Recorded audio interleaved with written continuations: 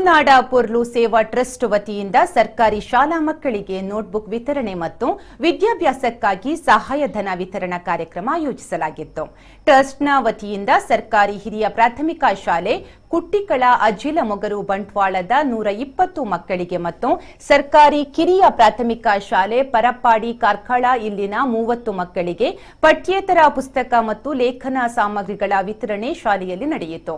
ಕಾರ್ಕಳ ಬಜಗೋಳಿಯ ಮಾಳ ಸುಶೀಲ ದೇವಾಡಿಗ ಇವರ 3 ಮಕ್ಕಳ ವಿದ್ಯಾಭ್ಯಾಸಕ್ಕಾಗಿ ಖರ್ಚಿಗಾಗಿ ರೂಪಾಯಿ 20,000 ಚೆಕ್ ಮತ್ತು ಬಂಟ್ವಾಳದ ಬರಿಮಾರು ಕಲ್ಲೆಟ್ಟಿಯ ವಿಮಲಾ ಬಾಲಕೃಷ್ಣ ಪೂಜಾರಿ ದಂಪತಿಗಳ 2 ಹೆಣ್ಣು ಮಕ್ಕಳ ಶಿಕ್ಷಣಕ್ಕಾಗಿ 15,000 ಚೆಕ್ ಅನ್ನು ಹಸ್ತಾಂತರಿಸಲಾಯಿತು.